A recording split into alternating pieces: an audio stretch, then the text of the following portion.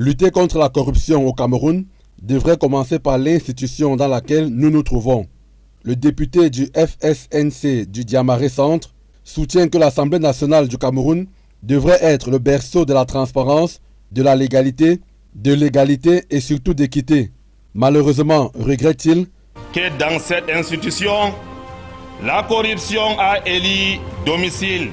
Le profil de carrière des fonctionnaires de l'Assemblée nationale et à tête chercheuse, il faut être de la même proximité sociologique et géographique ou avoir un portefeuille conséquent pour espérer quelques avantages. Pour enfoncer le clou, le député du Diamaré Centre affirme haut et fort que les recrutements des fonctionnaires de l'Assemblée nationale ne suivent pas les canons normaux. Les uns et les autres ont créé un marché noir à cet effet. Tout est monnayé. L'octroi de marchés publics s'est fait dans l'opacité totale.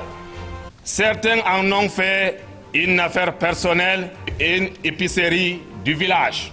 L'arrêté du bureau de l'Auguste Chambre portant mesure d'assainissement de la masse salariale à l'Assemblée nationale est sans doute un début de réponse aux préoccupations de l'honorable Salmana. Dès le premier article, il y est clairement indiqué que l'objectif est de contribuer significativement à la restauration des équilibres financiers à l'Assemblée nationale. Pour ce faire, le bureau a cité les critères qui doivent guider les nominations aux postes de responsabilité, à savoir entre autres le diplôme, l'expérience professionnelle, l'ancienneté.